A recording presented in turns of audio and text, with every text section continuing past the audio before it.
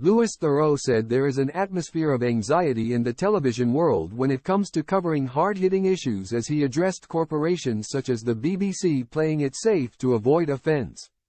Louis Theroux said broadcasters like the BBC had a temptation to lay low when it came to addressing important subjects in a bid to play it safe. As part of his annual keynote McTaggart lecture at the Edinburgh TV Festival, the 53-year-old reflected on his own career with the corporation as well as its current state. Having worked with the BBC for many years, the documentary maker said he knew all too well about the no-win situation in trying to avoid criticism and offending viewers. Of his own work, he began, "It's hard to imagine having a similar arrangement anywhere else in the world. Given all of that, I broach the next point hesitantly and gingerly. Lately, there have been changes in the broader culture. We are, I'm happy to say, more thoughtful about representation.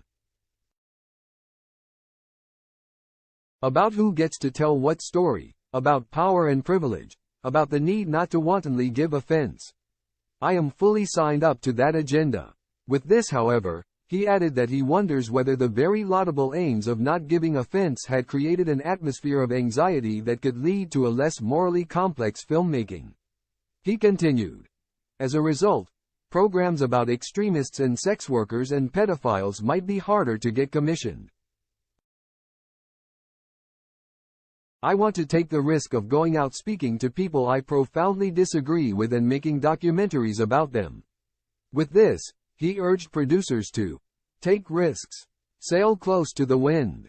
Louis is no stranger to investigating a stigmatized or controversial subject, as proven in his many documentaries. Such topics have included an insight into the porn industry, the far right, Nazis, gangs and sexual predators. He also made 2 programs about disgraced television presenter Jimmy Savile. One before his crimes were exposed and the other following his death.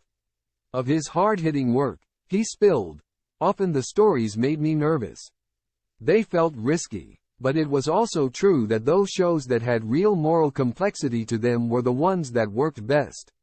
The less morally fraught episodes, the ones that were safer, haven't aged so well." Louis' latest move sees him exploring disability, race, sex and perception of consent by looking back on the controversial case of philosophy professor Anna Stubblefield for new documentary Tell Them You Love Me.